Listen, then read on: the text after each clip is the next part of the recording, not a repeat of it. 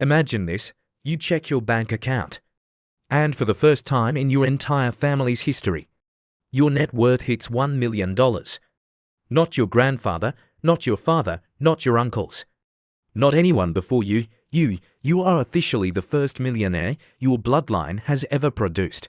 Sounds amazing, right? But here's what nobody talks about.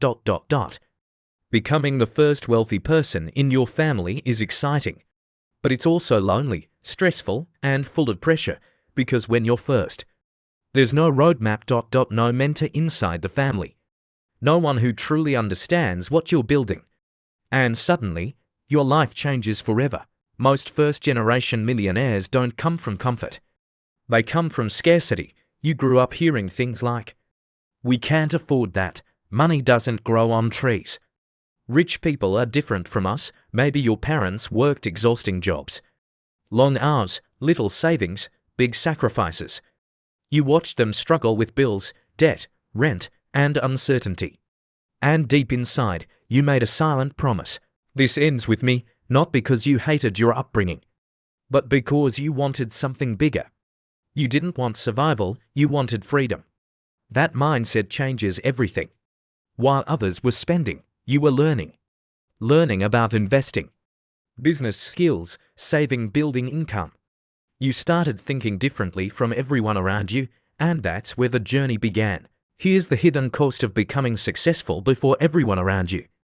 You start feeling disconnected, not because you think you're better, but because your priorities change. You care about long-term investing, business opportunities, health, discipline, growth. Meanwhile, many people around you may still focus only on short-term comfort, weekend entertainment, impulse spending, complaining without action, and slowly, conversations feel different. You start feeling like an outsider in your own environment. Sometimes your ambition gets misunderstood. People may say, "You've changed. You only care about money now. You think you're too good for us." But that's rarely true. What actually happened is simple: your vision got bigger. And not everyone grows at the same speed. That can feel incredibly lonely. When you become the first millionaire in your family, you're no longer just building your own life.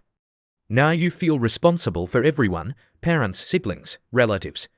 Suddenly, your money feels less like freedom and more like responsibility. People start expecting things: help with bills, loans, support, emergency money. And now you face one of the hardest lessons of wealth. Having money does not automatically solve emotional boundaries.